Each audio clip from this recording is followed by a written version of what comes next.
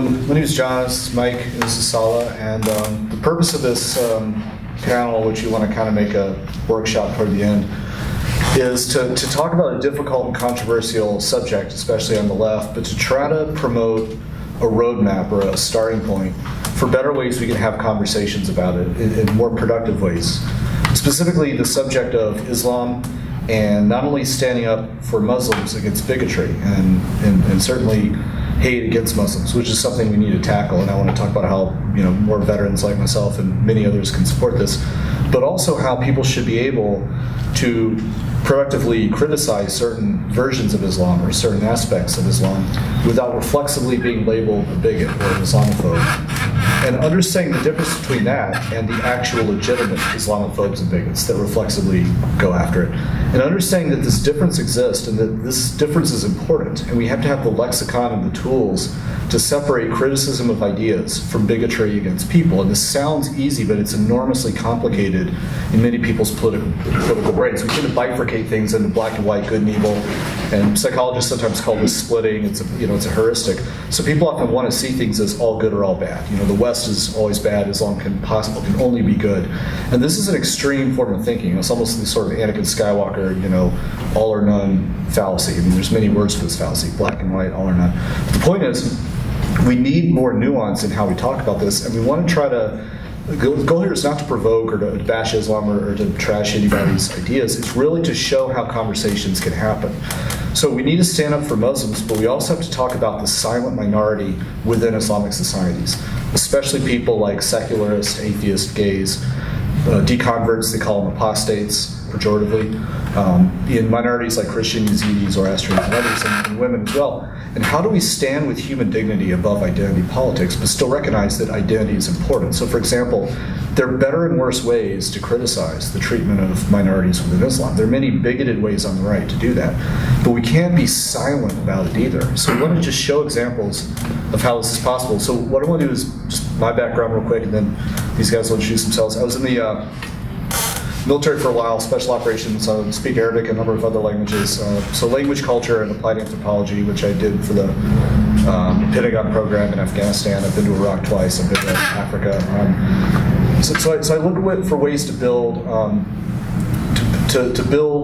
movements and how to support movements for freedom and secularism and democracy in different parts of the world, but in ways that are led by people locally, ways that are led by activists and women and minorities in these societies, and led by Muslims too. And I'm a very big proponent that we have to work with Muslim communities, we have to work with liberal-minded Muslims all over the world, we have to support them. A lot of our policies against Muslims have been absolutely disastrous, and I want to communicate this to more of America and to more of the heartland, and encourage more fellow war vets to do the same. And I serve with Muslims, including some of the bravest people you'll ever meet, that are willing to fight and die for what they believe in, including for their faith and to fight extremists that have hijacked their society. So that's my backstory here, and I'm trying to show that we can build a bridge between these different things. At the same time, we're going to talk about the need for how to have these logical conversations, and Mike is going to introduce himself, or either of you first, and Salah himself is from his. He actually is a Jordanian Palestinian. He's had refugee status. He's now doing great scientific work.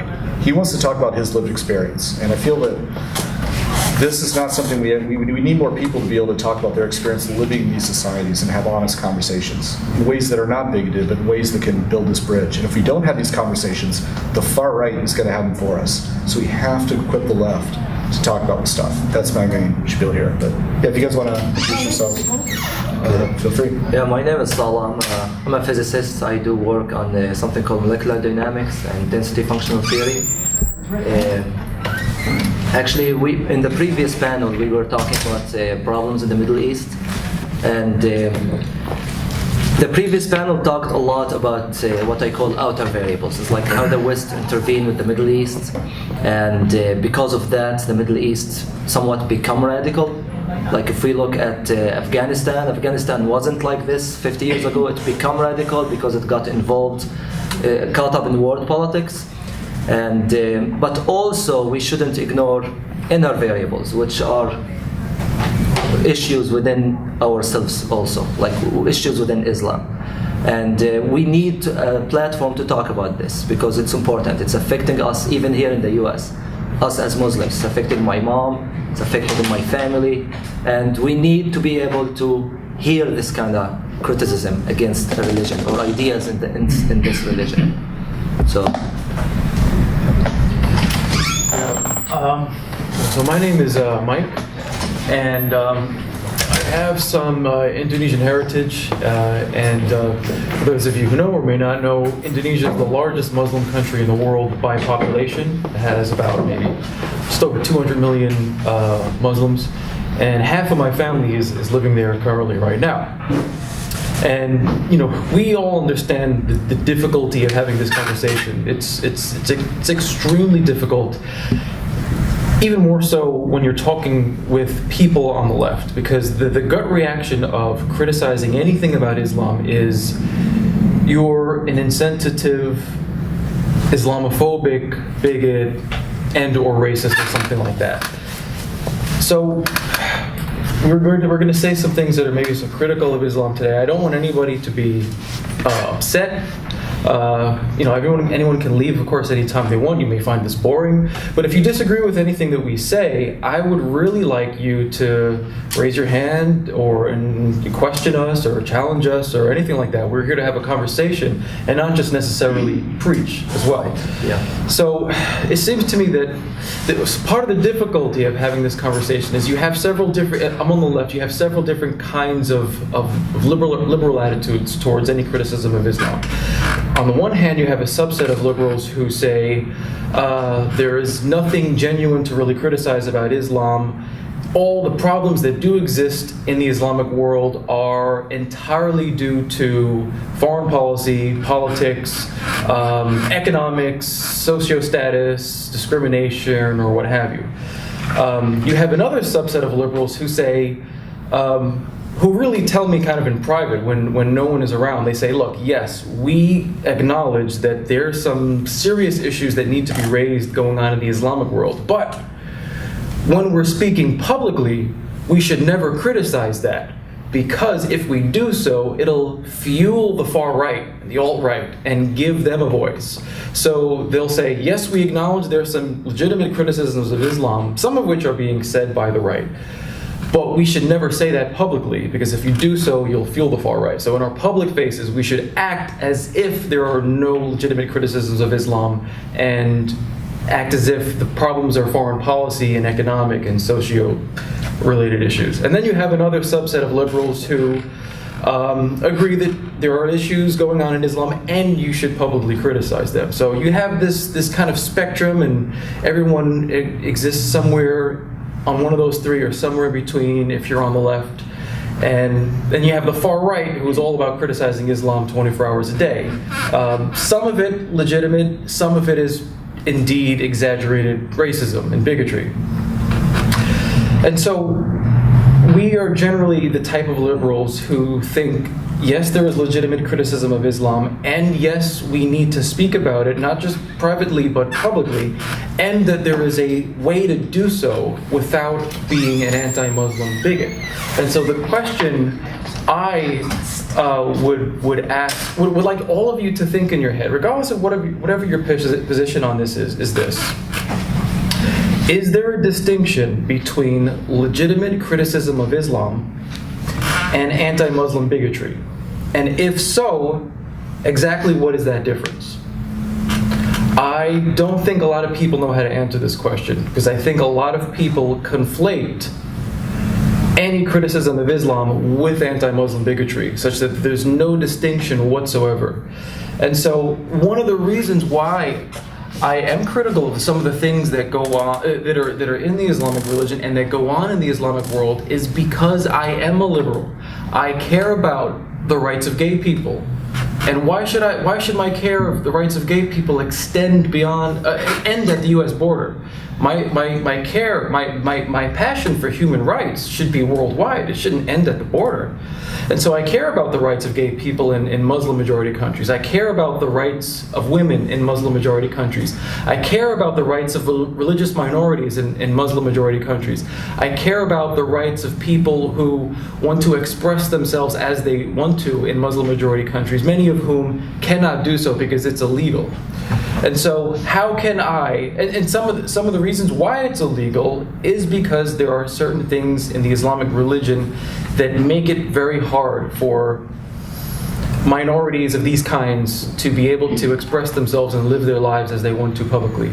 And so how can I criticize that without being labeled an anti-Muslim bigot or racist or what have you?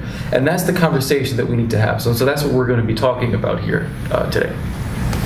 Yeah, and another thing too is, and this is something, and we're going to shortly here, we're going to kind of figure out ways that these exchanges can be possible. For example, I have a lot of friends from all over the world, people I talk to in Afghanistan that are afraid to come out because they converted to Christianity or they're atheists, and they literally don't want to leave the house. They're afraid. They're not afraid of U.S. bombs. They're not afraid of the Taliban. They're afraid of their own family, their own brother, their own, and there's a lot of reasons for that. Geopolitics has a lot to do with why Afghanistan is the way it is. It's certainly extraneous factors. So you have the seeds of these ideas, but these seeds are nurtured and watered and allowed to thrive through a lot of bad policies and through external factors. So I'm not downplaying that. I want to just plant a flag there and set that aside for the moment. But internally, I talk to these people all the time, and I've talked to people from Egypt all the way to Saudi Arabia, Iraq, places like that are ex-Muslims, and they basically get attacked from all sides. These people get accused of being closet jihadis by people like Robert Spencer, and they get accused of being bigots against their own faith by people on the left. I have a friend who was just hanging out with his musician friends. This guy is basically is an ex-Muslim, and he told his friends that. And this guy is actually from, I believe he's from either Iran or Egypt. He told his friends he's an ex-Muslim, and these are just white secular liberals. And they were like, dude, what are you, a bigot against your own religion? And he posted something. He said, look, it's okay to be, if you're a former Christian, the left considers you hip, you're cool, you're trendy. You're a free thinker, dude. That's awesome. Smoke more pot, listen to Joe Rogan. You're an atheist now. That's so fucking cool. But the moment you say, well, I have brown skin and I am no longer a Muslim, and you criticize the religion you used to be a part of, all of a sudden their brain just starts spinning, and they reflexively think, well, you must be a bigot. This actually happens. It's happened to pretty much every one of my ex-Muslim friends. And there's a number of names you get called. Uncle Tom, Brown, Native Informant, Brown Human Shield. It gets worse. I've heard porch monkey before. I mean, it gets really bad, and this comes from the left. Not most people on the left, but this is a problem within the left has to address, as any idea community should. And lastly, they get attacked by some of the more conservative and radical Muslims, too. Not by most Muslims, but by the ones that, the Islamists and the more conservative ones, that call for either try to shut their Facebook down or call for their death or something like that for leaving Islam. So these people really don't, they're just now starting to have a voice. And you don't have to agree with everything they say. You can criticize Ayaan Hirsi Ali or my friend Faisal Matar. You don't have to agree with everything they say. We should acknowledge that ex-Muslims do exist. Possibly up to 20% of people in the Arab world. I mean, the poll numbers you really are difficult to accurately ascertain here, but there's possibly the core of the Arab world is atheist agnostic, but most of them will not come out and say that. That's a problem. And the same would apply if people had to be secretly Muslim and they were persecuted for that belief. No one should be persecuted for their belief, full stop. So we have to find a way to give these people a voice, and that conversation is often silenced in a way that is extremely condescending and cruel. It's almost saying that the freedom, secular freedoms are an exclusive club in the West, that, we have a velvet rope around. And you can't enter this private club if you have brown skin or if you come from a non-Western country. This is an exclusive club for us, not for you. That's the message this sends to many people who come from places like Pakistan and Egypt that want the same freedoms. They want to join the club called feminism, and they can't. And they're often told to sit down and get back in their religion and be quiet. And that is insulting in a way that I cannot even describe. And most people don't realize they're doing this when they do it.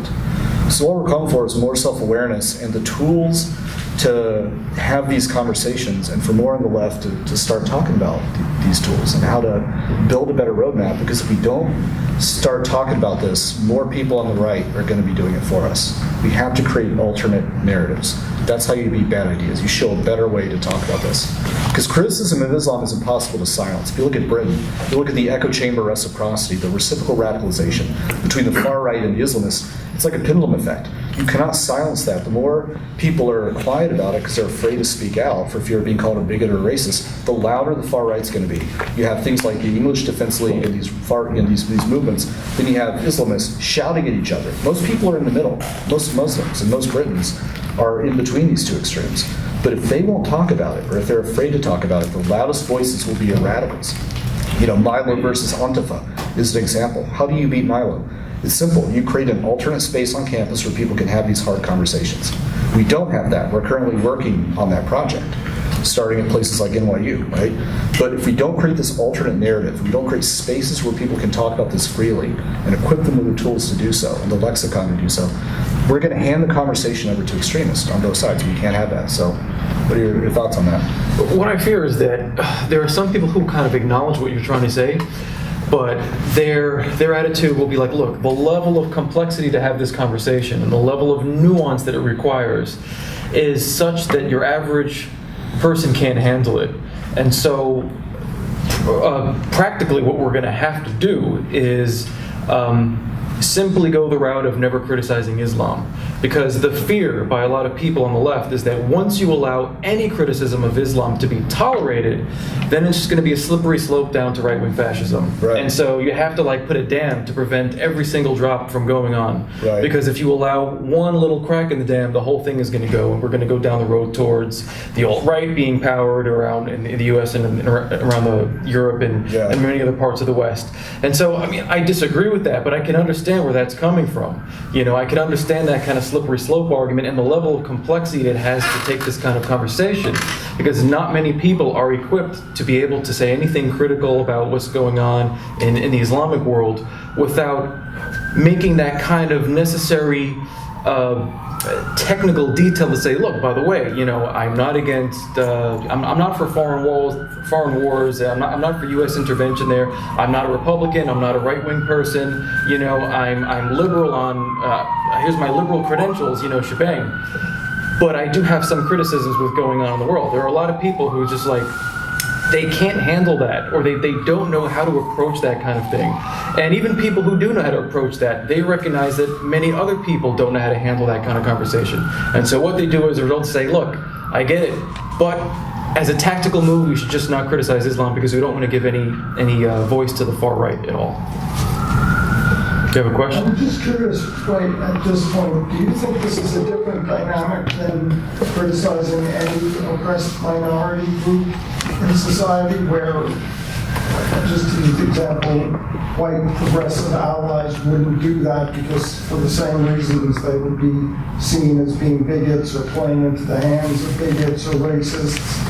And then there's also the extreme example of the left defending foreign regimes where there are all kinds of human rights problems, but they're left regimes, so we don't want to, play into the right-wing hand.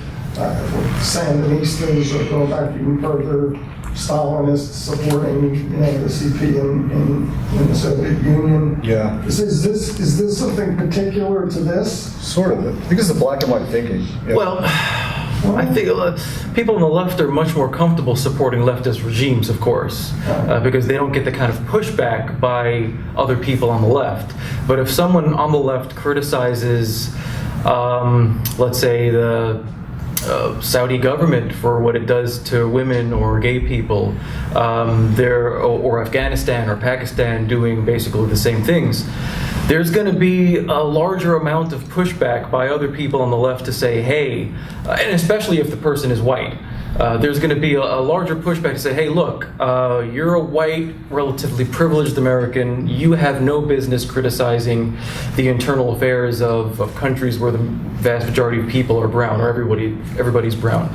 There was just a panel discussion here on foreign policy in Islam, Very good one too, yeah. very good one. And there was a guy from Alternate. He's a white American guy, left-leaning. And he says, look, it's not my place as a white American male to criticize the theological differences between Sunnis and Shias going on in the Middle East right now, or any kind of sectarian or Islamic disagreements.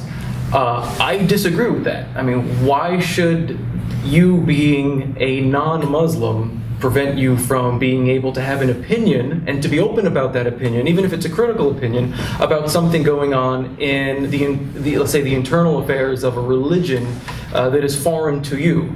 I mean, I think someone from the Middle East is perfectly within their right to criticize internal affairs of America or Christianity or Judaism or anything like that. I mean, we should be allowed socially. I mean, of course, legally, people have the right to do so. I mean, I'm talking about, do people socially, are we going to socially, as people, allow the people from outside groups to proceed to criticize foreign countries or the foreign affairs of other countries or other religions that are not a part of?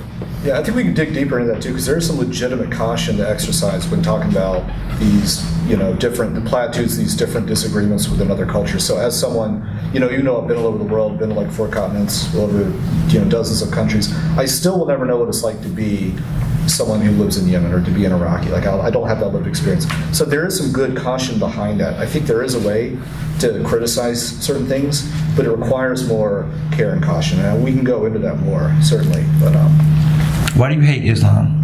No, seriously. Ben Affleck has to be part of this conversation. I was going to use that as a model. I call it the Ben Affleck toolkit. Yes, so I introduced him to address the gentleman's question. There seems to be kind of an unspoken agreement among white male progressives that we can only criticize our demographic.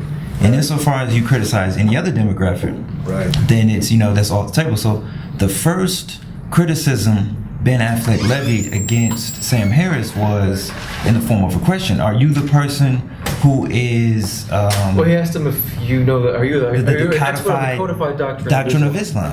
And, the assumption was automatically that as a white male, he couldn't know Arabic, he couldn't have studied the religion in any way that allowed him to have an understanding of it that would give him the tools to be able to criticize it as a doctrine.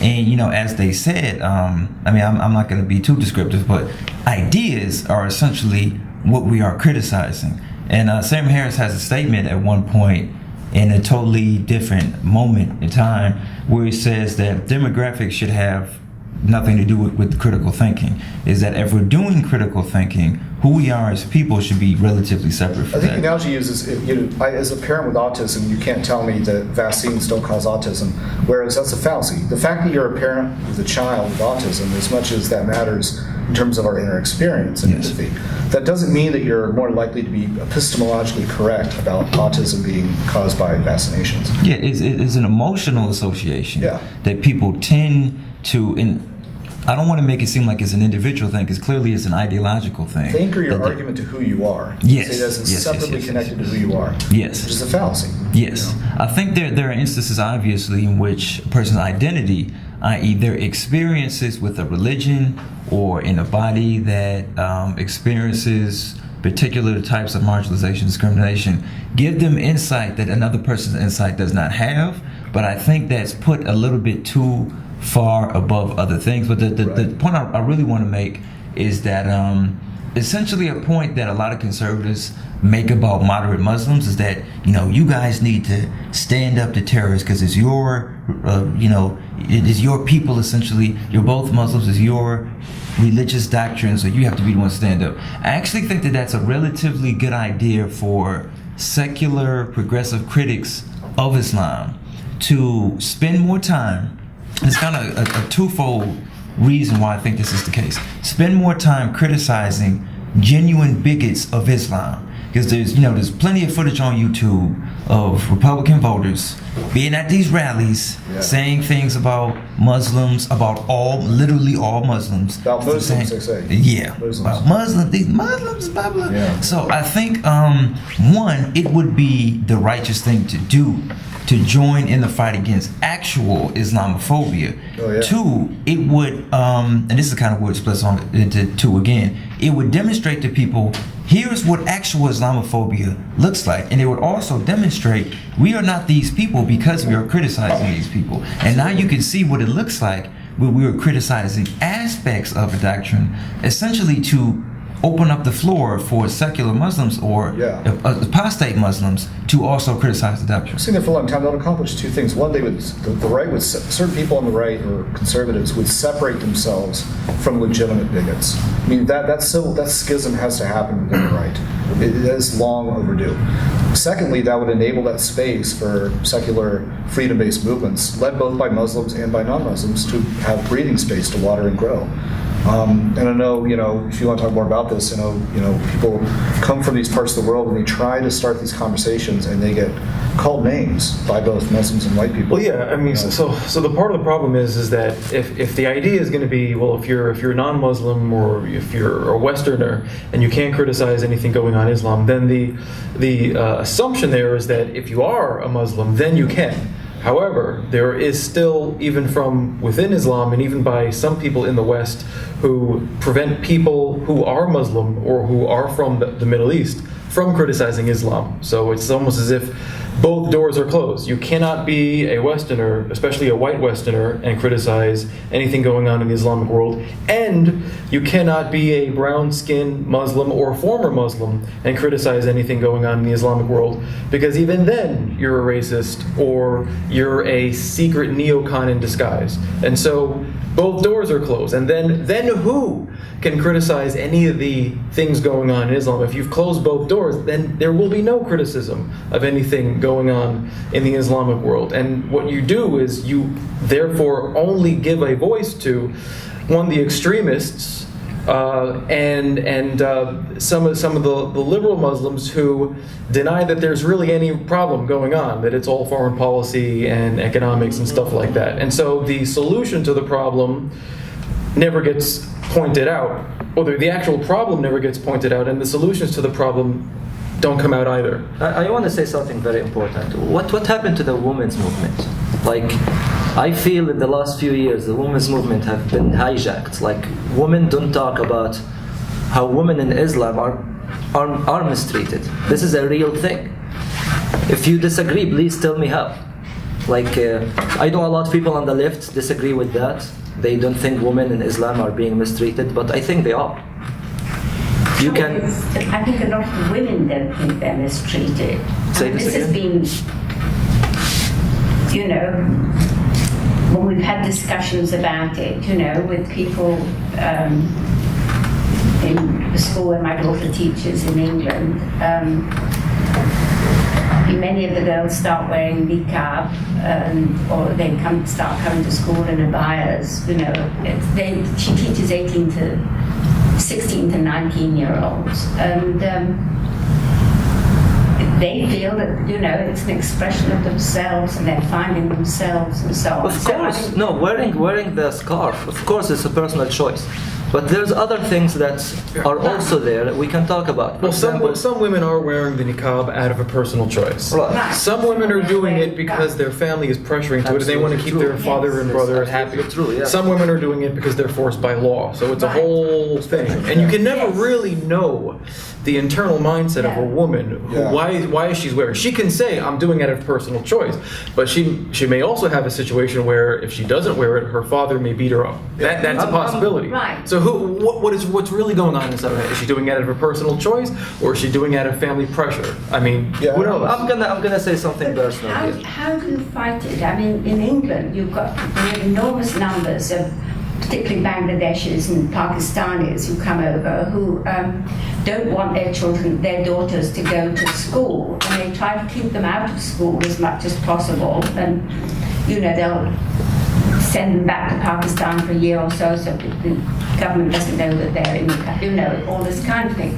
How does one fight that? Well, there's a couple of things we can do. One is that the U.S., for example, does a far better job than Europe at assimilating immigrants. So you have a much higher, you don't have the really poor immigrants from Asia. I think our immigrants are pretty poor. Right? Not any more or less poor than your average immigrant in the UK or Germany.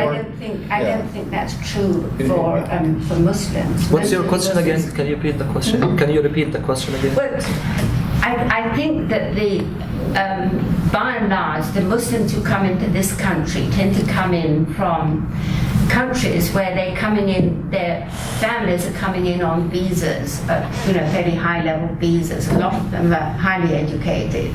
In Europe, in France and in England particularly, you have really poor people who've been coming in since 1945 anyway. And they're extremely poor, and they're trying to maintain their same culture.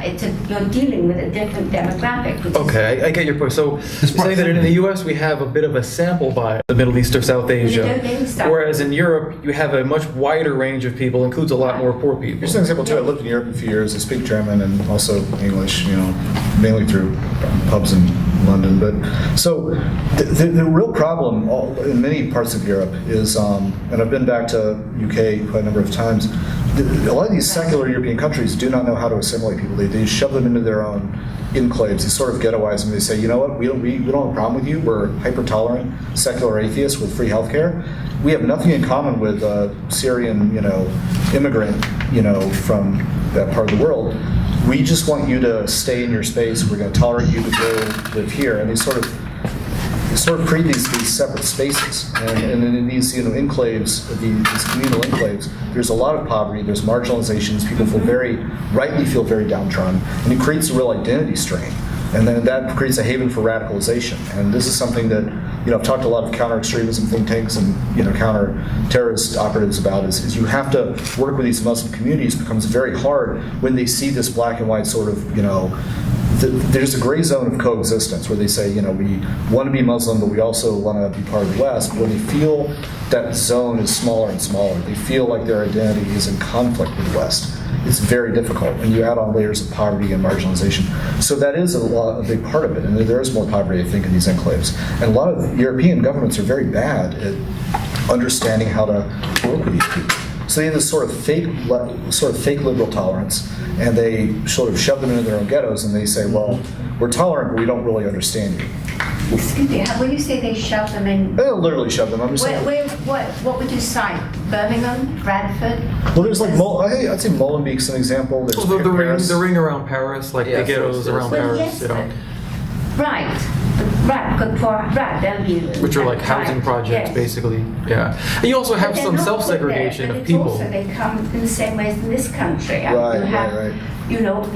Staten Island used to be all Italian not because the government put them there, but because people came to their relatives. Right. Yeah, well, you have some self-segregation. I mean, you do have some people who come from, let's say, Bangladesh, Pakistan, who are very conservative. They're poor. They have a very conservative mindset, and their attitude is Europe is way too secular and way too liberal for my kids. Yes. So we're going to do our own thing in our community. We're going to send them to the madrasa. They're going to learn the Islamic way. We're going to keep our traditions, and we don't want our kids to be, I don't want my daughter wearing a mini skirt when she's 13, so she's going to wear everything. And so that kind of pushes them more into extremism.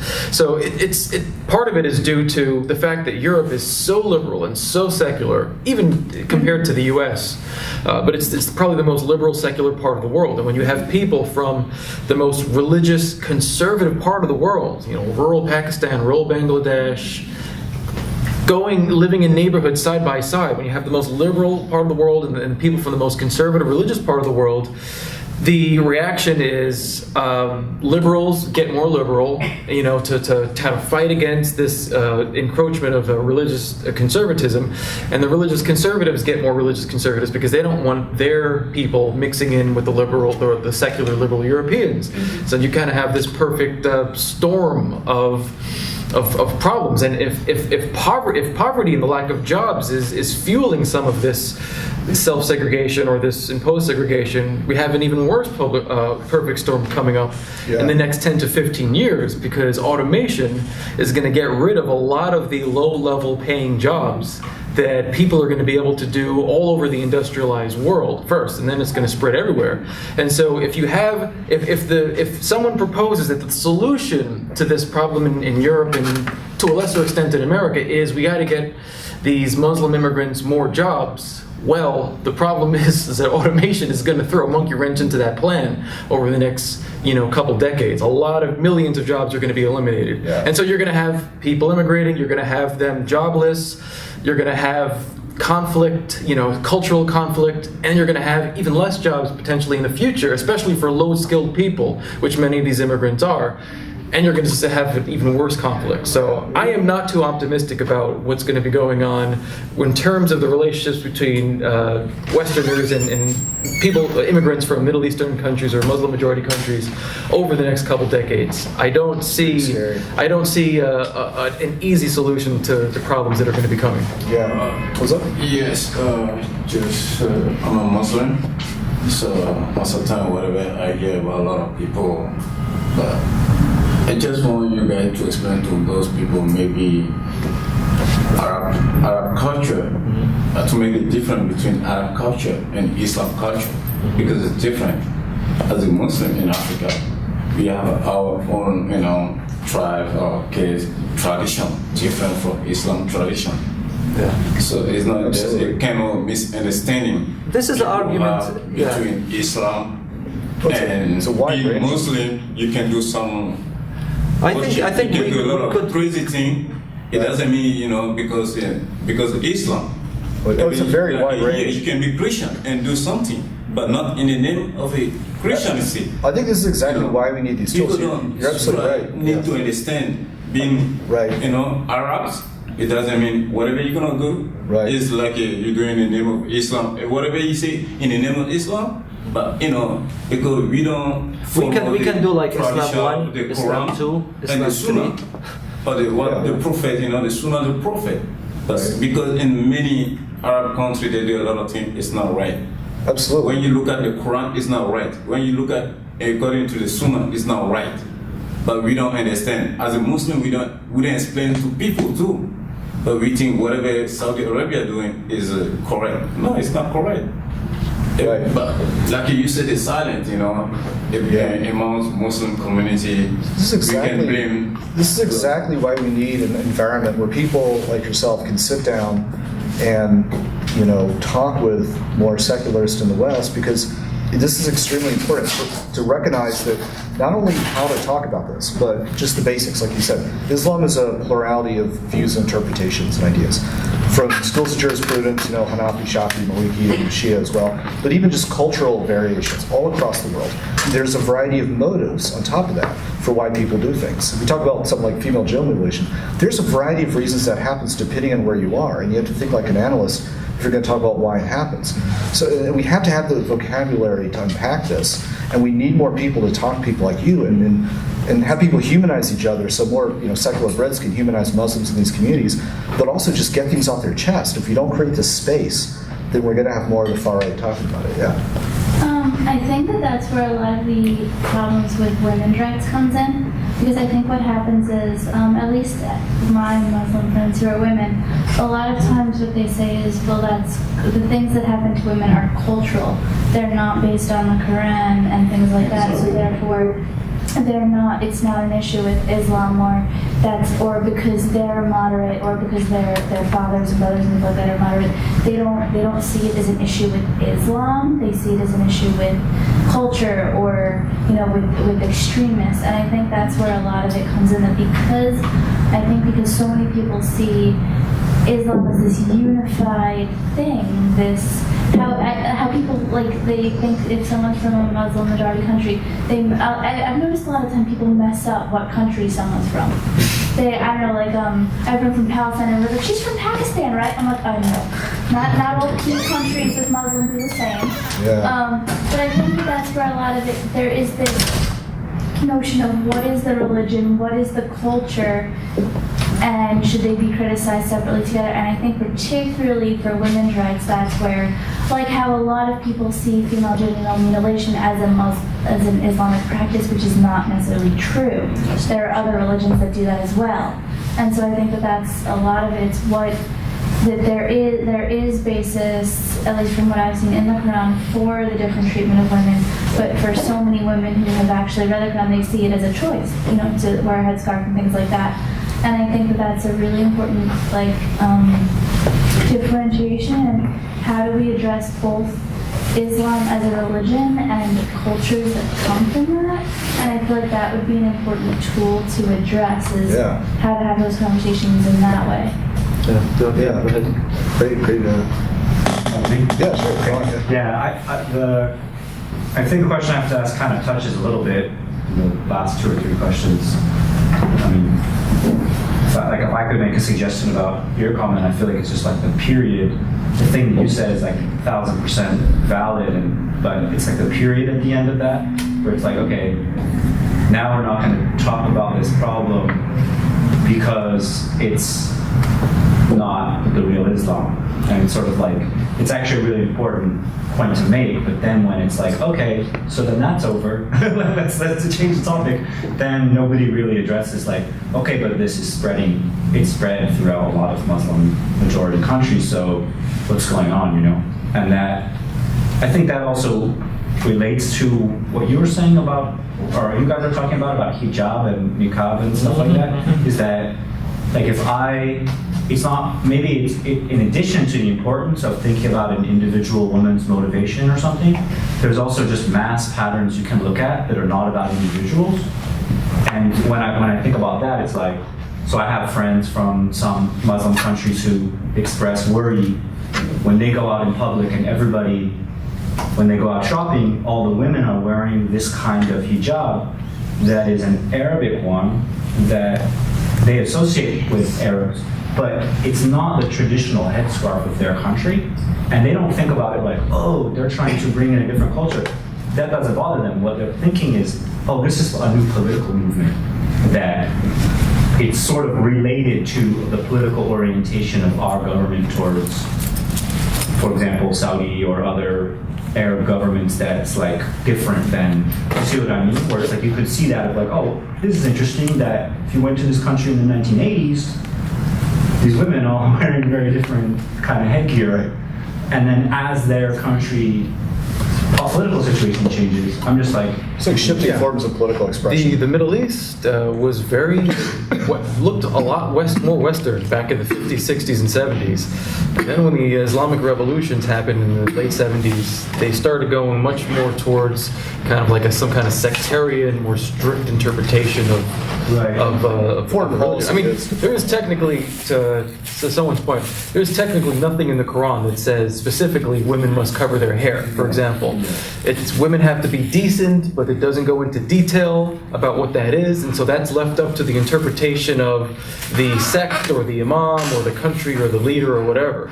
So, so you have the strictest Saudi interpretations of it where women's eyes have to even be covered, and then you have more looser interpretations where it's some variation of that towards a more Western dress. It's like discussing the ending of Donnie Darko. There's no one, I know I talked too much, but can I finish the question that I had? Sure. I know it's because it relates to what the guy with the really good T-shirt and the video was talking about. Because that's what I walked in about, sort of the thing of like kind of blaming moderate Muslims, like, oh, you're not doing enough against extremism. And I guess my question is, I don't know about the political forces struggling like materially on the ground in a lot of countries, let alone a lot of Muslim majority or countries.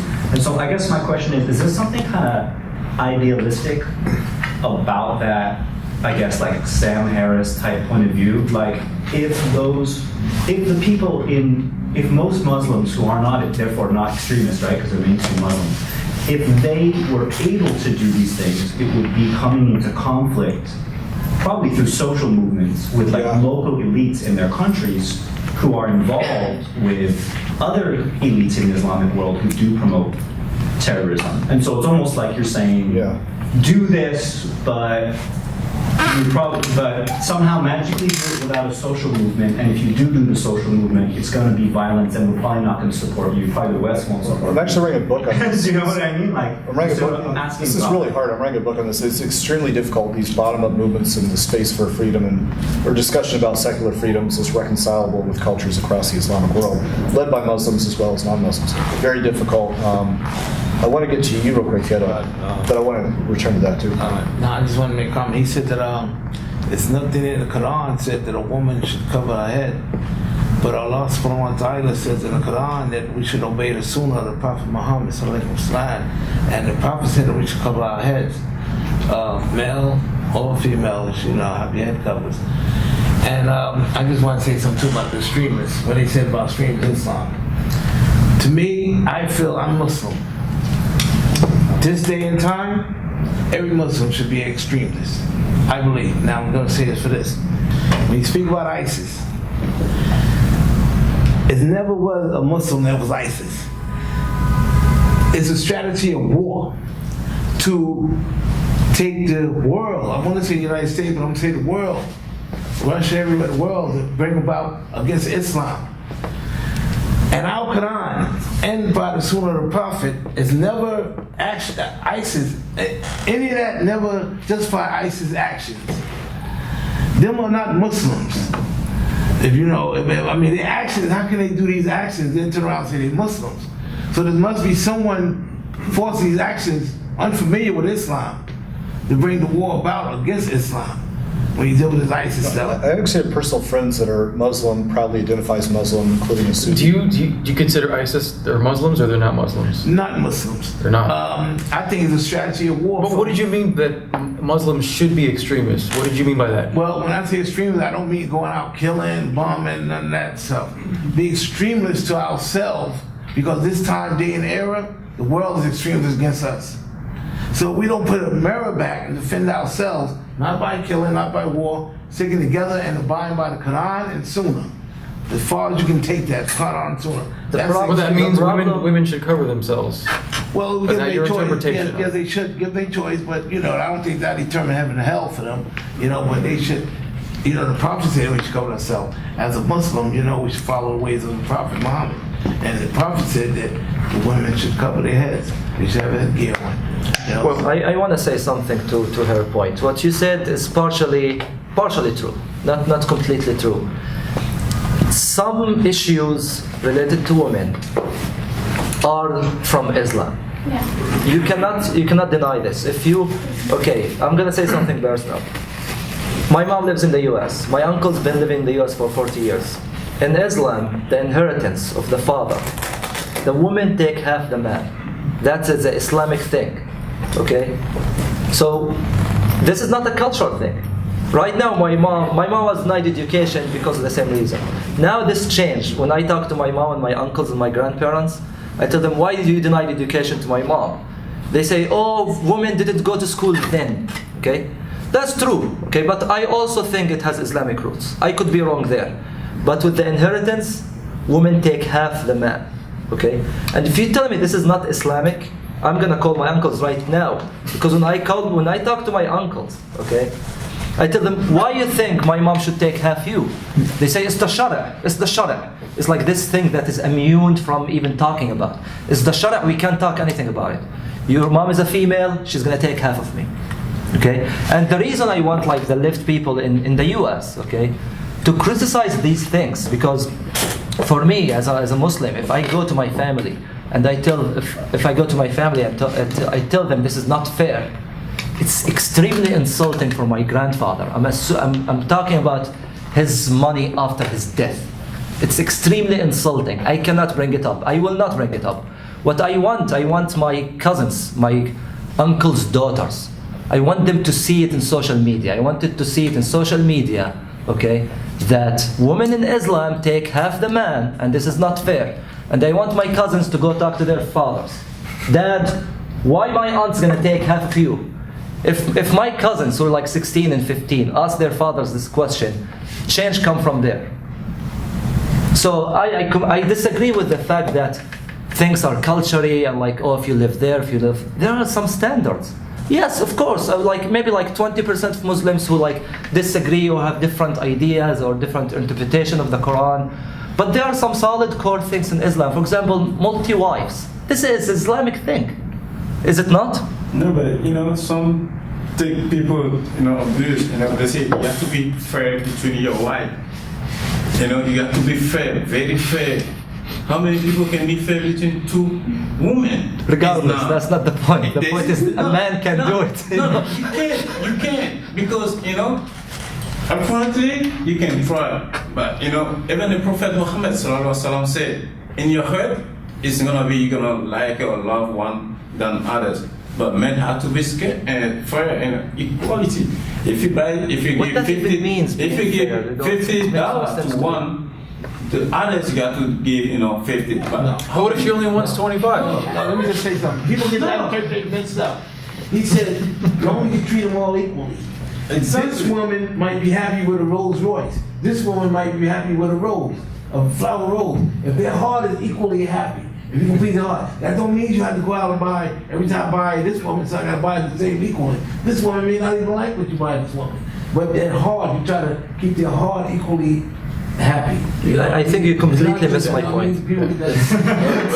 I want to. His point is that some things do come from the Quran or the Hadith, and they inform the culture. And the cultures may have different interpretations of it, but there are certainly many things that go on in the Islamic world that can be traced. There's roots back to the Quran and the Hadith. I mean, why does ISIS throw gay people off of tall buildings? And by the way, just to it goes in confirm, the Hadith. And most Muslims don't do that, but it is. sorry, go ahead. The overwhelming vast majority, like 99.99%. But I want to say that because there are people that will literally say, "Oh my God, are you saying Muslims do this?" No, there's people that will strawman you in that way. So you have to have these disclaimers. So there's multiple variables at play. I want to get to your question, but I want to return to you guys and stay in touch about this because there may be a way to reconcile what we're all saying here, and I think this is the kind of environment we need. And it's almost an experiment in having this conversation, which is rare today. You couldn't see this at Berkeley or at NYU. And that is a fucking problem we have to address. No, go ahead.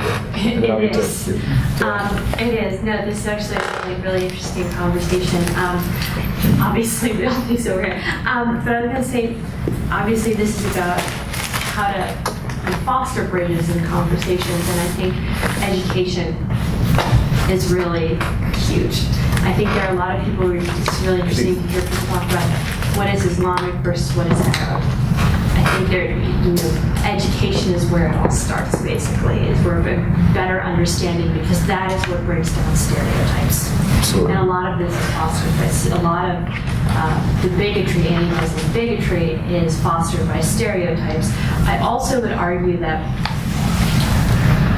a lot of this any extremist thinking is overly emotional. It's not a balance of rational and emotional. I think wise thinking is a balance of emotional and rational together, because emotions are a part of our world. I mean, generally to say emotional thinking is sort of looked down upon, but it's very important to consider people's emotions because we all have emotions.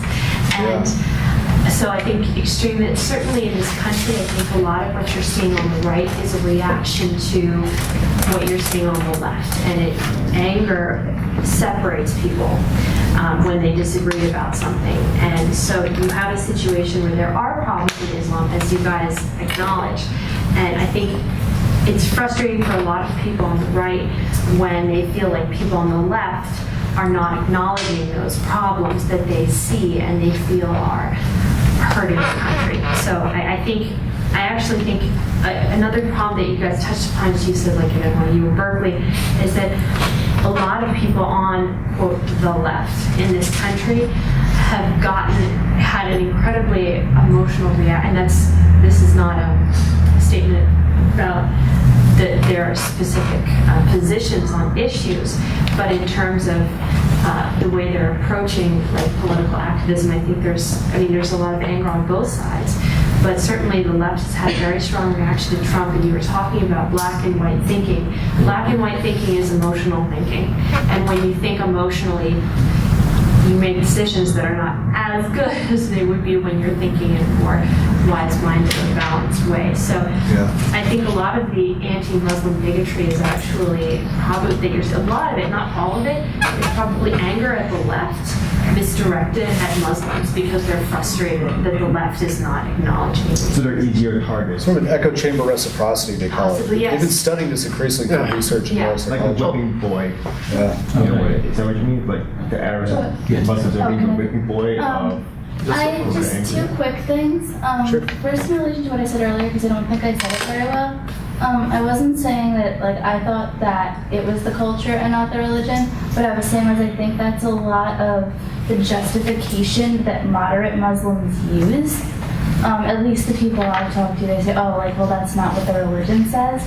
And I think that that relates to the issue with the left, that I can't necessarily always say that, because if I say that they're using that as an excuse when it's not true, that I'm politically incorrect, or I'm not creating a safe space, or I should have given a trigger warning before I said that, or something like that. And I think that that's, what I was trying to say was, I think that's where a lot of the issues for women come from, is a lack of acknowledgement of the fact that it stems from the religion and not the culture. And that it's not necessarily, sometimes it's culture, but most of the time it is a religion, but that people blame the culture as a way to not take responsibility for their religion's issues, particularly regarding women, and that's what I was trying to say about that. Okay. And I think that that's where a lot of the kind of political correctness stuff comes in, because in most places you really can't say that, because you're just insulting Muslims. In my family, when we get into religion debates, this Which is idea, very often, I think. It's often. That's like an interesting holiday.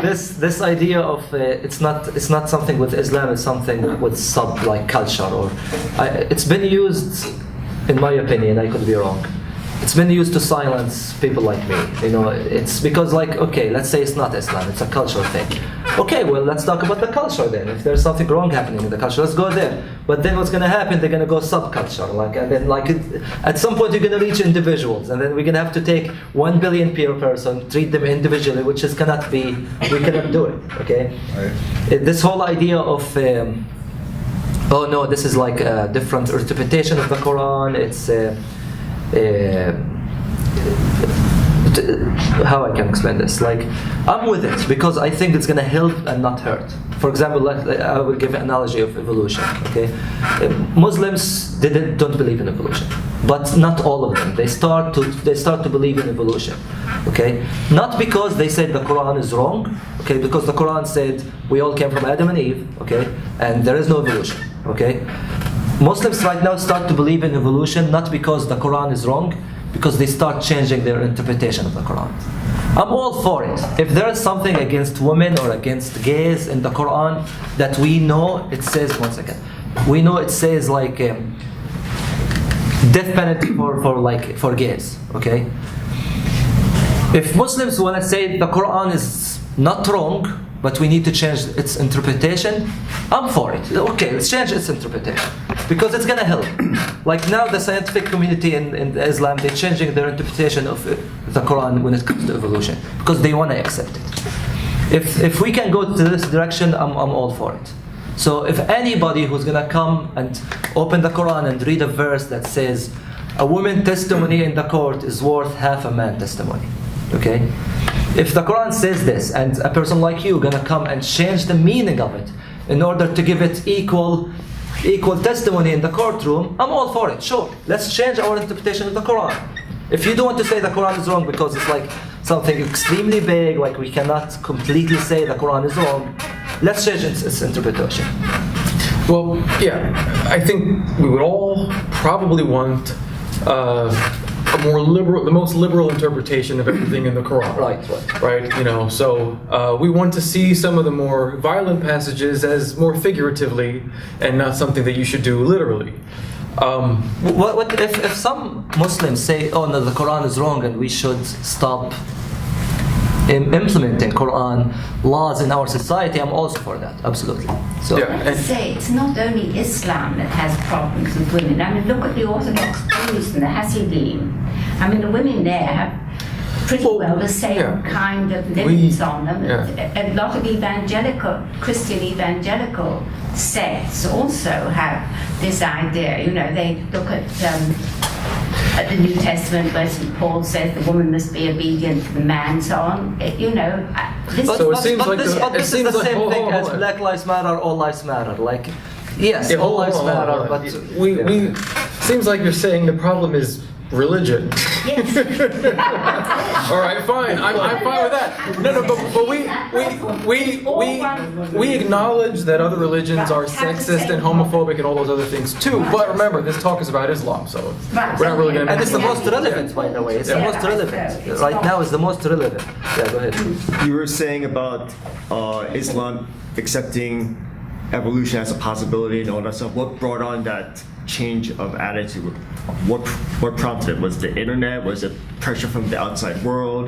It probably has to do with the Combination of all internet. I those would things. say I don't know, but I know like a lot of my friends and family. Like I grew up in Jordan, and they still in Jordan. Right now, they're saying it's actually funny. They're saying Quran not only for evolution, it actually proved it. they say that. So I'm fine. Okay, sure. Like I want science to evolve, and sure, you know. Yeah, we're So- hey, if that's your it was basically interpretation of the internet, Quran, then basically we're all for the that. media, TV, whatever you say. Internet, science, you cannot really hide science. Science will. Well, it's been hidden for a really long time. But I'm just saying that from my perception, with the internet, in the 90s it was kind of like an iffy area, but then, of course, the last 10, 15 years, and then you see so much change, so much social change happening at the same time.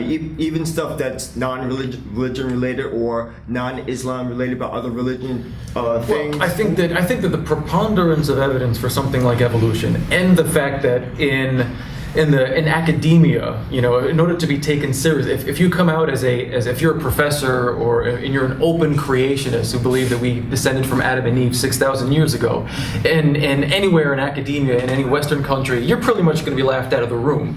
And I think a lot of people in the Islamic world see the writing on the wall, and they know that they can't maintain that kind of strict Adam and Eve creationist literalism anymore in order to be taken seriously. And so they're like, look, we need to reinterpret how we're reading the Quran in order to make it compatible with modern science. But who makes these determinations? It's an The evolutionary. people make those It's an determinations. It's a gradual Different thing. individuals, It's a gradual thing. sects, maybe professors, maybe imams make those things. Al-Azhar University in Egypt. Oh, yeah. It has to do a lot with this. Like Al-Azhar University, I would say 10 years ago, they said hijab is not part of Islam. I think that was a great improvement, okay, because like they thought it's a part of Islam, and Isn't that just a cultural thing to look like the Virgin Mary kind of? but I think at the end, everything, because Islam is something very deeply emotional in the hearts of people. It's easier for them to say, "Oh, we understood it wrong and changed this way." I think a lot of things gonna go this direction. Okay. For example, like beating the woman. There's a verse in the Quran that says you can beat. It's the words فَأَضْرُبُهُنْ. It's written there. It's 434, right? They reinterpret that to say, give her a talking to, or Yes. Sure. A metaphorical beating. Reorganize the religion. I'm all for it. Actually, when I talk to people who are against that, because there are still Muslims against reinterpreted the Quran. Okay. Fundamentalists. Well, I think one thing is we need to create. We need to find ways that people can proudly retain their Muslim identity and live as Muslims, and not feel that their identity is threatened, while still existing in a secular society and allowing for secular freedoms. We have to find ways these two things can coexist. Well, that's how there are Christians who are doing that. Followers of Judaism who do that. There are Right. Christians who believe in evolution. There are Christians who believe God Right. created evolution. There are There's Christians. different historical arcs of progress. I mean, Yeah, a lot of the Muslim but then that's where a lot of these different branches, different denominations The point I branched made out. in the last panel was that a lot of the Muslims, especially the Middle East, has not had the breathing space to nurture, water, and grow these ideas. Yeah. And they need the space to develop their own path. And I really do have faith in that process through the exchange of ideas, but we really haven't been given the space in which to do that. And one thing that prohibits the spreading of ideas, I would say, is too much political correctness. So some political correctness, some basic sensitivity towards different people, minorities, genders, sexuality is good. But think about this for a moment, and this is where I see some hypocrisy among the left, who are, political correctness people types. So you have, for example, most people at this forum would be self-identified feminists in one way, shape, or form, however you interpret that. And a very popular argument in contemporary third wave feminism today is destroying the patriarchy that exists. But if you want to talk about the patriarchy, let's talk about the Islamic world and the Muslim majority countries. I mean, there the patriarchy is stronger perhaps than it's ever been in the West, or you'd have to go back a couple hundred years to find the equivalents in Western countries to the way the patriarchy is in many Muslim majority countries. I'm not just singling out the most extreme case of Saudi Arabia. In relatively moderate Muslim majority countries like Indonesia, for example, if in certain parts of Indonesia, if women want to get a police job, they have to have a virginity test. A man takes them into a room, she gets naked, and he sticks a couple of fingers in her vagina to make sure she's a virgin or not. And if she is not a virgin, she can't get a federal job. She can't be a police officer, for example. So that happens in Indonesia, which is where I have some ancestry, and which is usually touted by liberals as the example of a moderate Muslim country that is nothing like Saudi Arabia. So even in relatively moderate Muslim countries, you still have those kinds of things. So here's the hypocrisy that I see coming of the left. Feminists in Western countries smash the patriarchy, smash the patriarchy, smash the patriarchy. Okay, let's smash the patriarchy. But the moment someone brings up the patriarchy in a Muslim majority country where people are brown, then it's like, oh, we can't criticize that because that's another culture. I don't want to look like an anti-Muslim Islamophobic bigot, so we can't say anything. And so that's the hypocrisy there. Why shouldn't your criticism extend to other countries? It's ridiculous. As opposed to just manspreading on the subway.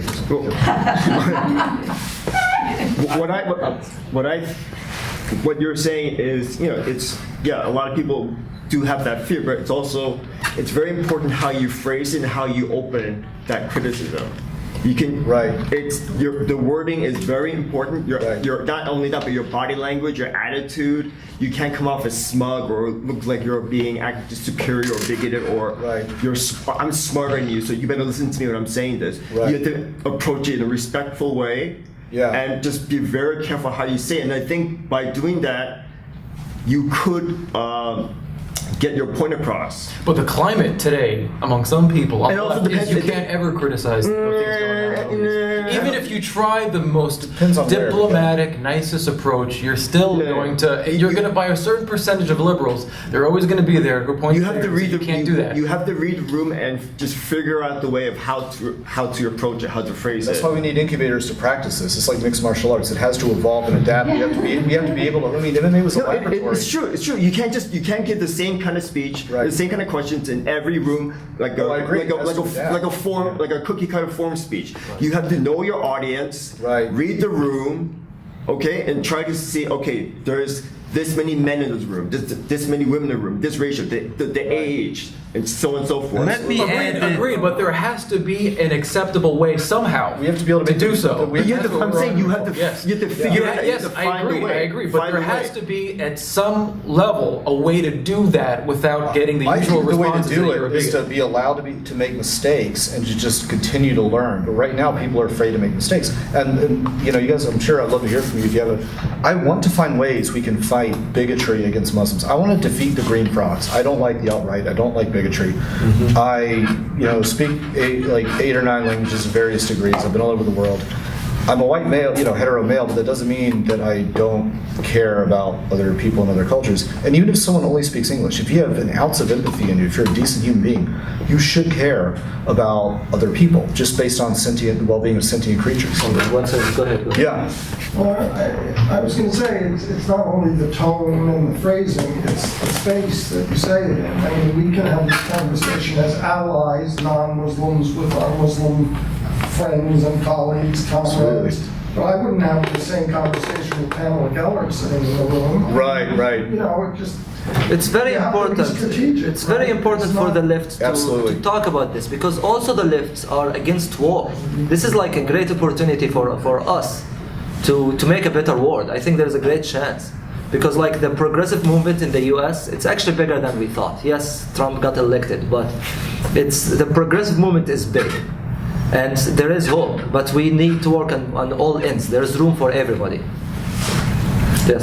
Even for like a white male criticizing ideas in Islam, there's room for that, because there are bad ideas in Islam. Well, when you say room, do you mean on the front page of the New York Times, or do you mean sitting in a room like this where you know we share fundamental values about justice and human Yeah, rights? I think a lot of it is. Well, yes, the New York Times and popular left-wing media should be able to have these kinds of things coming out. It shouldn't be that, you know, like the subset of liberals that I was mentioning before, is that you only talk about this privately when you're in the company where you can talk about it without getting the negative reactions, but publicly you can't talk about that. Well, I'm against that. Look at it like this. Look at like an incubator when you design, you know, Silicon Valley tech bros design Flappy Bird and Candy Crush. They incubate that through laboratories of ideas. I think we need to start small and go big with alternate forms of media. One example is sitting in a room. There's tools in moral psychology to understand how to build rapport and identify as human beings first, then talk about politics. There's ways to have common ground. We have to start small and go big and create these bigger and bigger forms of alternate discussion and different forms of media to disseminate It starts this. with being in relationship and as allies. Yeah, Not the very first conversation is, hey, in Muslim majority countries, women are Right. oppressed. That's not a good opening line. No, in a perfect world, we'd all be drinking beer and getting to know one another, or drinking chai. I absolutely agree. It's humanizing each other up Well, close and alcohol personal. is haram. Hey, if it were up to me, we'd have shots of whiskey on this table, and you know. Only date wine. Yeah. Yeah. I wanted to ask something about like what's the I'm curious. It just kind of seems to me like saying things about like reinterpreting the Quran, or even just like outspoken, I guess you could say like atheist Muslims or ex-Muslims.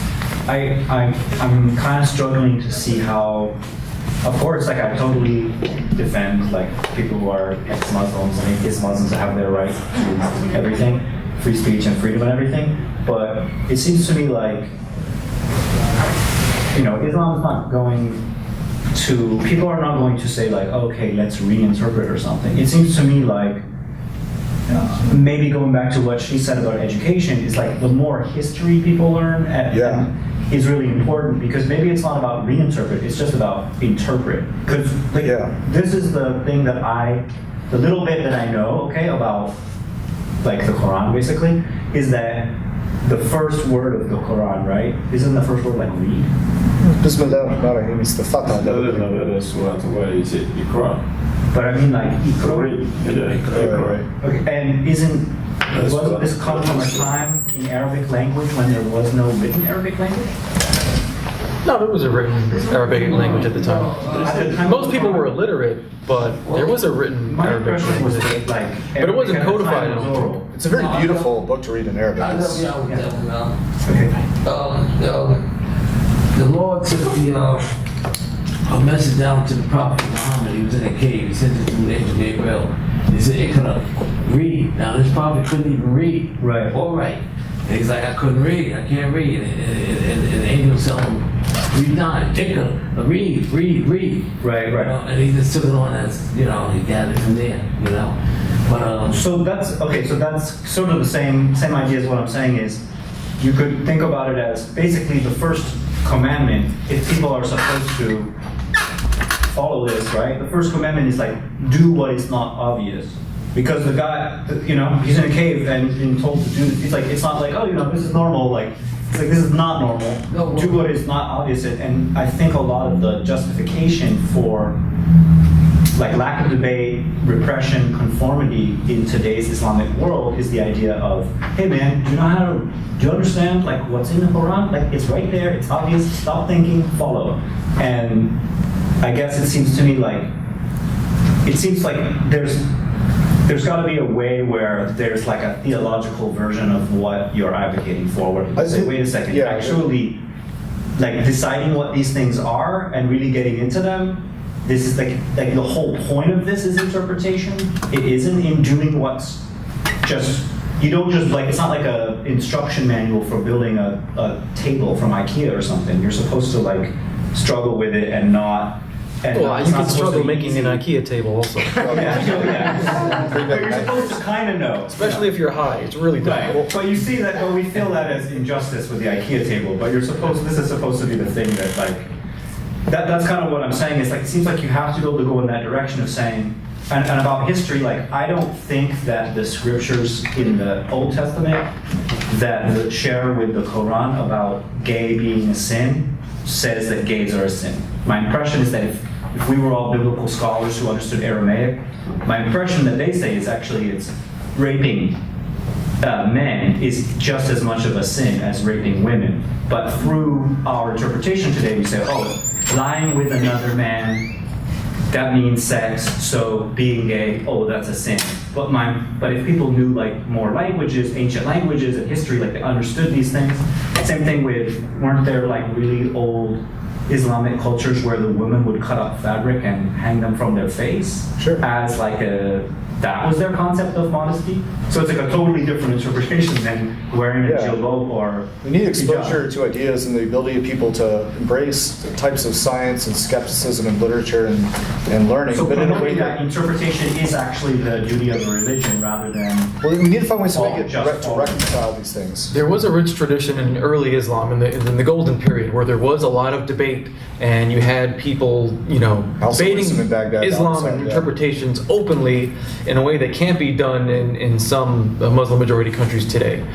But I do kind of see the thing is the naive liberal in me wants to think that if you really knew how to interpret these religions, you'd get a nice liberal outcome from it. The non-naive liberal in me says at least some of the interpretations, the original interpretations of these things, were not compatible with human rights or modern liberal society today. And so you're not always going to get, oh, it doesn't mean kill the gays. It really means just kill the gays who rape. I don't really think that's the interpretation of that part of the Bible.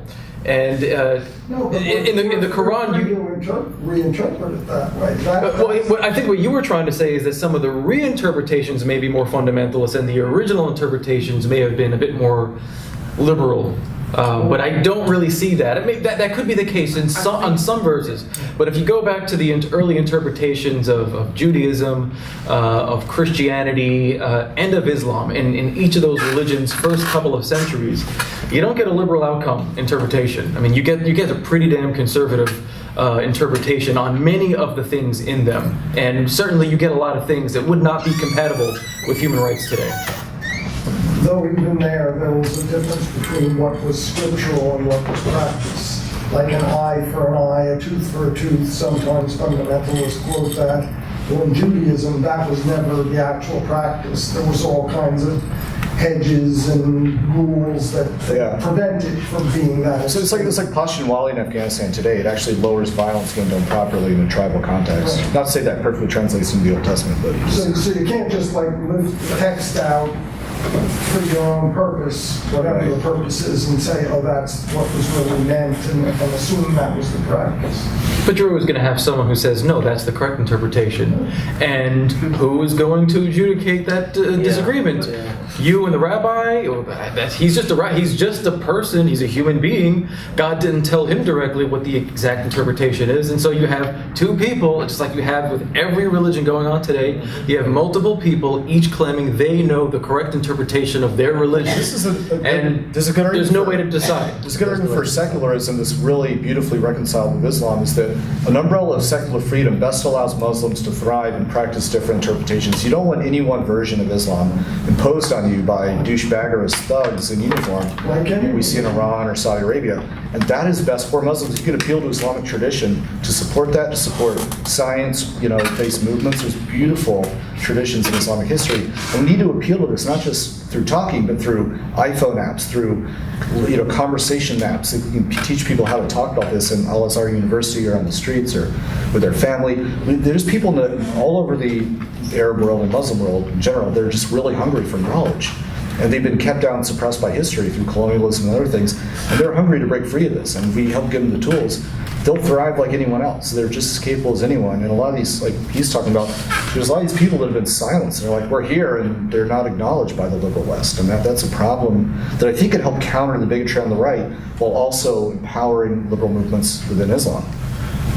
So you would say that there needs to be a grassroots kind of social revolution, so to speak, of trying to do what we're trying to do, which is to change the dialogue on Islam. It's not going to be a top-down approach. It's not going to be an authority figure or whatever. It's going to be people talking to one another, saying, "Hey, look, there are some problems with Islam. We need to be able to talk about that openly with one another without the charge of being an anti-Muslim bigot immediately being thrown at you the moment you say anything critical about Islam." Transnational bottom-up, self-organizing, often youth-led. That's already happening.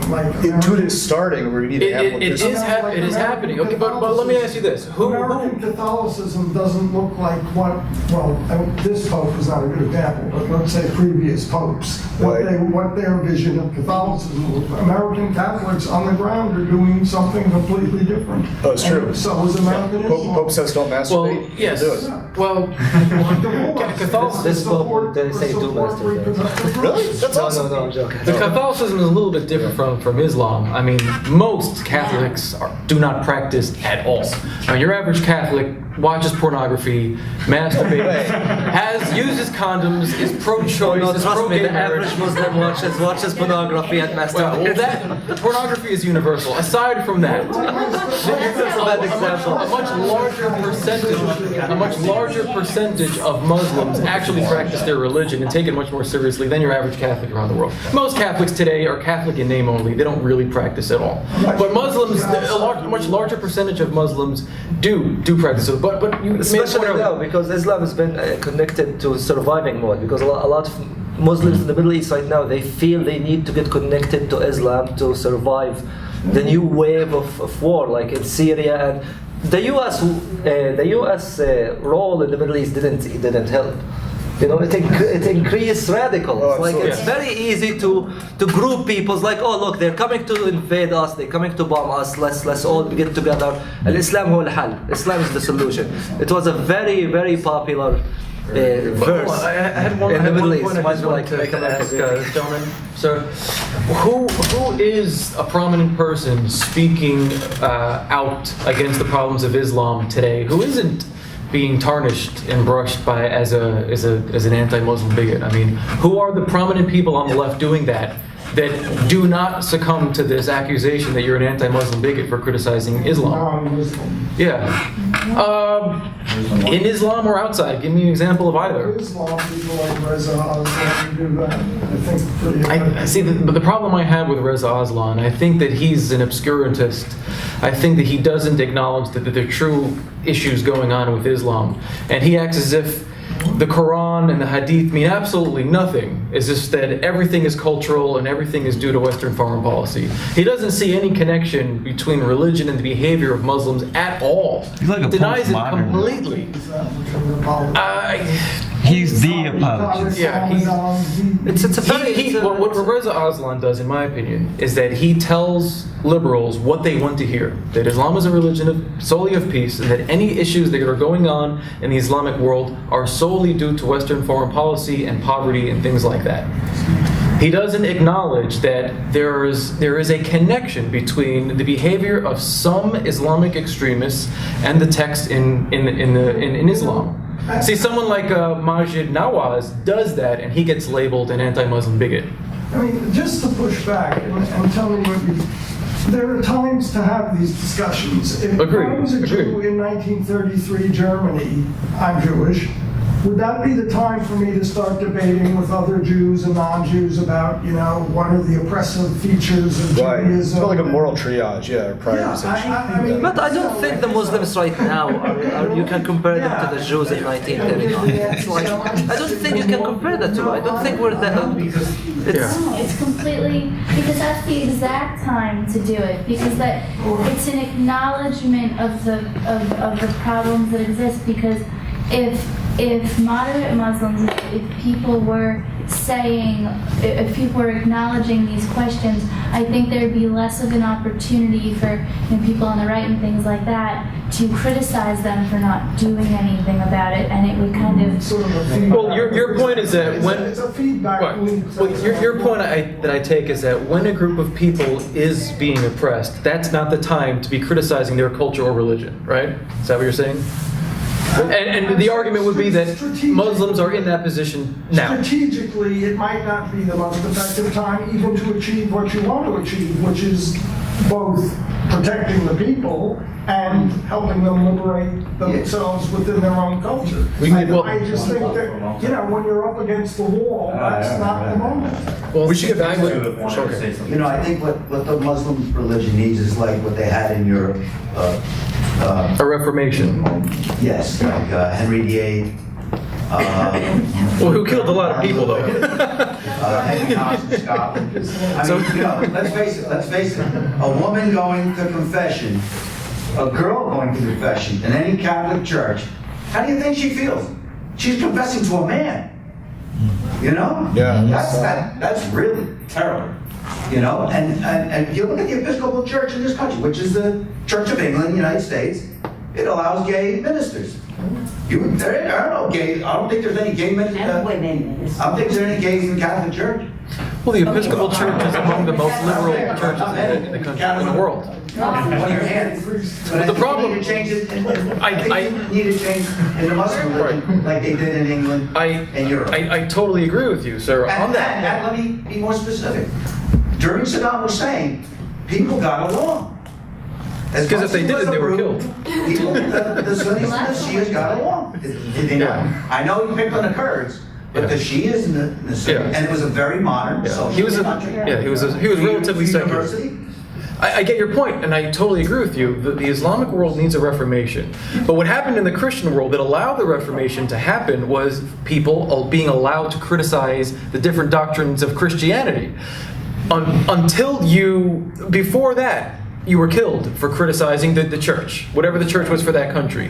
Once it became legal to criticize the church of your country or to the religion, and then when it became socially acceptable, then you began to see a reformation. Because you cannot have a reformation without people being able to openly speak about different things they disagree with about the religion. So that's what we're trying to argue for, is that the Islamic world needs that right now.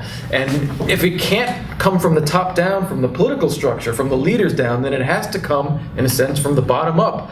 People, Westerners, Muslims, need to be able to sit down and talk about these things and say, hey, look, Islam needs a reformation. Here's the reason why. Those reasons why are going to include criticisms of Islam. But if we don't allow any criticisms of Islam, that conversation never gets to happen. So that's exactly what we're arguing for. If you can perhaps get a prominent Saudi to want to get a divorce in public, then maybe you can get a reformation going. But to address the gentleman's comments regarding when it's appropriate to question doctrine, it's very difficult to compare anything to the Holocaust qualitatively or quantitatively. But I think that a relative example of my favorite secular Jew was Bill Maher? Close. Favorite contemporary secular Jew, but of all time was Spinoza. It was coming from a Sephardic background. The Sephardic Jews a generation ago had just been expelled from Spain.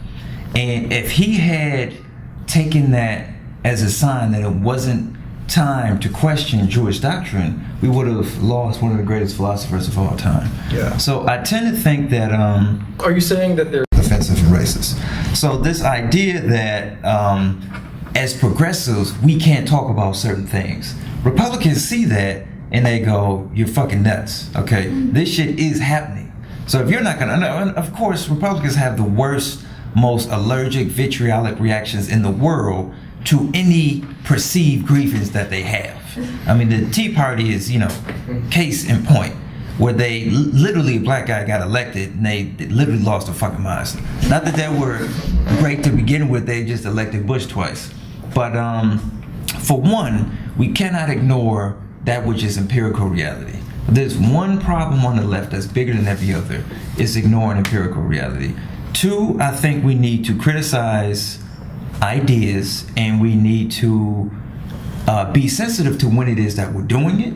But at the same time, it needs to be done. But lastly, I really wanted to bring up Christopher Hitchens. Because the one thing I could never agree... You said what? The one thing I could never agree with Chris Hitchens on was his feelings towards the position that NATO essentially should take towards Islam.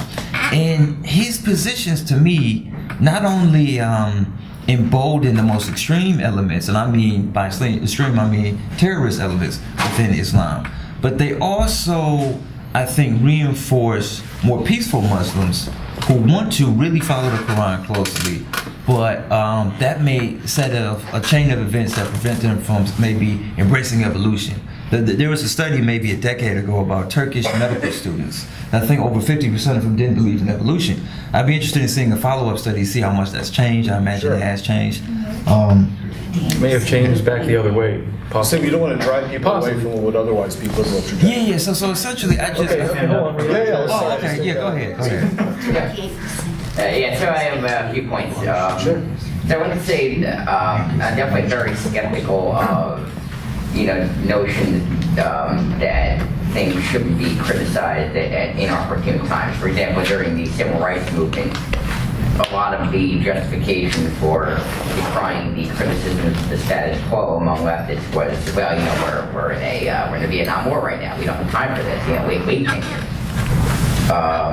On the other hand, though, I do think that there is a certain strategy with regard to how these things are criticized. To take as an example, the question of the Holocaust in a more contemporary sense. I wouldn't go on a right-wing, white nationalist, anti-Semite radio show to talk about the crimes of Israel against the Palestinians. It's not the right venue for it because you're legitimizing that platform. So if anyone wants to comment on that, and I have a couple other points. You can go on a left-wing radio program and you can do the same thing. Right. Yeah. But I think it's a good point. Definitely selective fire almost, like, it's time to pick your target and how you're the victim. Yeah, I mean, obviously, when you're talking to people, there's a time and a place to do so. But I don't think the idea is that the popular idea on the left today is that Muslims are oppressed, therefore we shouldn't be criticizing things going on in the Islamic religion or practices and things going on in the Islamic world. But it seems to me that Muslims are always going to be oppressed in the Western world. I don't see an end. I don't see a date where Muslims are going to stop being oppressed. I think you're right, but you're overstating it, because there is also the fact, which is in a parlor room discussion, that the U.S. is at war, either overtly or covertly, with how many Muslim countries? At least 7. At least 7, yeah. Yeah, so, I mean, that's not like a side thing going on over there while we have a discussion about whether or not there should be a reformation in Islam, which there should be. Yeah. Raining bombs down on people doesn't give them a lot of space. I think we're on this panel. We're all against what the U.S. is doing in many of those Muslim majority countries. Yeah.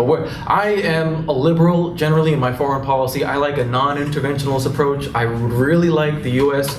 to not give Saudi Arabia tons of 110 or 300 billion dollars of weapons. I would really like us to stop toppling secular leaders to allow Islamists. I would really like the government to stop giving Islamists money and supporting them directly or indirectly, and to doing all those kinds of things. There's drone strikes like crazy.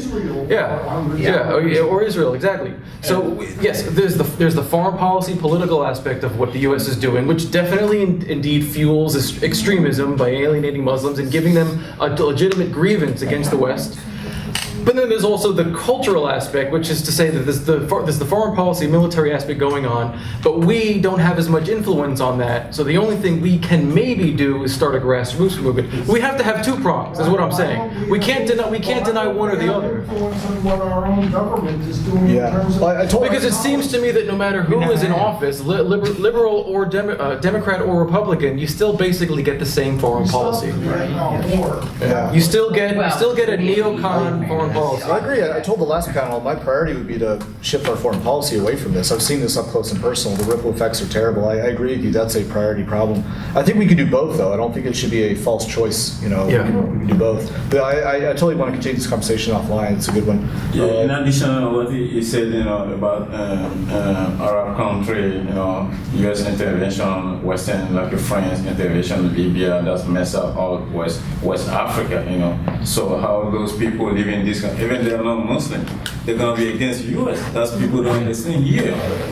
U.S. foreign policy is not good on those countries. That's why everybody, whenever there's a like my brother is a Muslim, and I see my countries is Muslim countries attacked by non-Muslim countries, so I'm gonna feel the same thing with them and give help. That's why a lot of Muslim countries try to be against US. Whatever you see those people doing like a terrorist attack, why they doing that? Because of US foreign policy, because they're trying to exploit a lot of oil, a lot of natural resources in this country. Same thing in Middle East, same thing in Africa. That's why we don't like French people too, because whatever they do, they extract everything. People, dying, they don't give shit to people over there, and they exploit everything. All company everywhere in those countries, French company. And the people are suffering. Oh yeah. And the more powerful nation has a louder voice. We're almost going to wrap up here. That's why they say no matter what, if we African, we don't have peace in our country. If we don't eat in our country, we're gonna exploit Europe. That's what that's happening right now. A lot of immigration issue because they have nothing to do. They don't eat anything. So what they gonna do? Like I remember the former president of Burkina Faso, Thomas Sankara. He was assassinated in 1984, but now a lot of African people, what they do, they just try to go by Libya, Tunisia, Morocco to go to Europe. You go to France, you're gonna see that's Africa, because you see all those Africans from every French-speaking country, they're all way over there. Interesting. Real quick. So I guess on a more practical level, I guess just in a way to consolidate things and kind of get back to what we were talking about the Reformation aspect. What I'm hearing from this is that we kind of have a two-pronged thing where we need to have a discussion in the U.S. about Islam and a discussion in Muslim majority countries about it.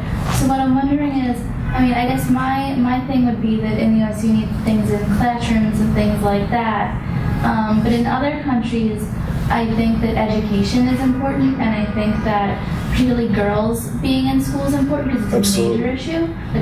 To me, that's probably one of the biggest things. But my issue would be we're talking about all these wars, and we're talking about the U.S. and other places being bombed and things like that. My question would be, how do we have this reformation? How do we start these grassroots type movements? How do we allow this to happen in this climate? And I agree that it should be happening. I don't think we should wait. I think that there's never a time not to criticize. I don't agree with that. But practically, how does that happen? How can that be made to happen in this climate? Well, I'm gonna say about John. John is working on a project to empower secular movements in the Middle East, provide them with resources, help them if they want to create websites to connect with each other, how to organize university events, and the secular movement in Egypt is extremely strong, and Jordan a little bit, but in Egypt there's a huge secular Muslims movement. Oh yeah. And I think what you're doing is gonna really help. It's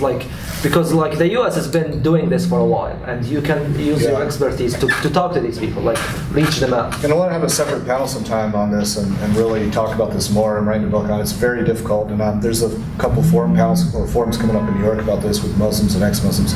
That's a conversation we need to continue. It's not enough time to really encapsulate it, but there's a lot to unpack there, and there are ways forward there, I think. And one other thing, just to because you were talking about secularism, just a point of clarification, in case there's any confusion, secular doesn't mean atheist.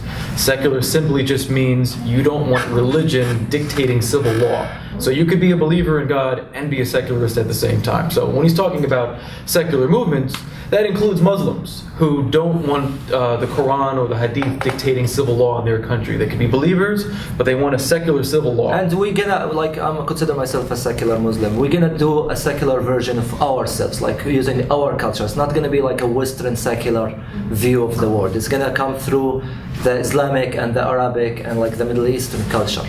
So, yeah, go ahead.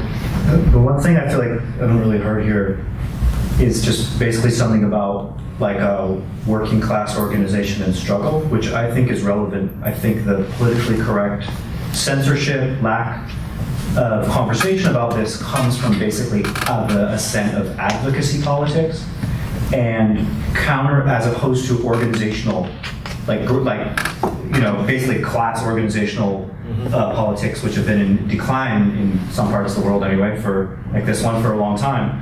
And an advocacy counter movement can't work. So saying like we have to have a discussion, we have to have like a counter narrative, I feel like, yeah, of course, like we should support that and endorse that, but by itself it can't work. It's you. Right. What people I think really need is alternate narratives. Is something that's actually not really about discussion. And so as everything that goes in the direction of like discussion, as opposed to a sort of collective, immediate self-interest, like you're trying to organize labor action, well, and then you exclude people of different religions and genders and races, you're weaker.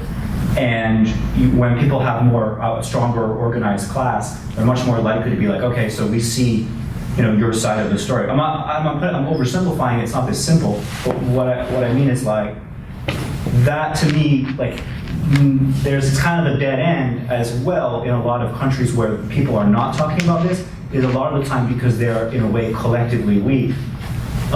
They're subject to a lot of repression. They're in a state where they don't have enough power in popular organizations to feel like they can, they can get far with it. So just being like, let's advocate in the other direction. Like let's have free speech, let's have liberal values.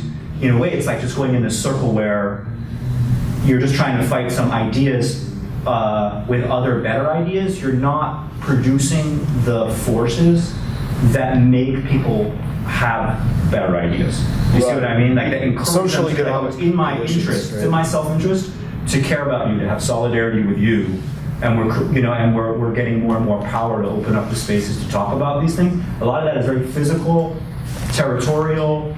If you don't have that, nothing else is going to happen. So just making a sort of like less prejudicial version of like Sam Harris or something is probably like a really nice, like intellectually honest liberal person. He ends up in those awkward positions which are kind of reactionary because he thinks in this really bourgeois way, which does not account for class and organizing people against like poverty and exploitation and all these things. So I just feel like that would be another thing to plug into. It's not like, I know I'm saying it like it's a simple solution, it's not. You need a but full like, spectrum approach. Yeah, to like plug that into it instead of being like, oh, let's kind of be, consistent liberals or something. Well, there definitely is evidence that as societies become better off economically speaking, and as governments become less corrupt, a byproduct of that is secularization. People become more secular as their countries become safer and cleaner, and gender equality becomes more evened out. So one of the ways to help some of the religious extremism in parts of Muslim majority countries is to help them out economically. As a byproduct of that, secularization comes out. That's I always say if Israel want to fix the Palestinian issue that they think they have, give them money. And a stronger, give them money. Give them money. Working class who's radical and organized is also more likely to be able to stop the foreign policy, the militaristic foreign policy, into the Islamic world. Also, I think educating and empowering women is one of the absolute best tools on the planet to fight extremism.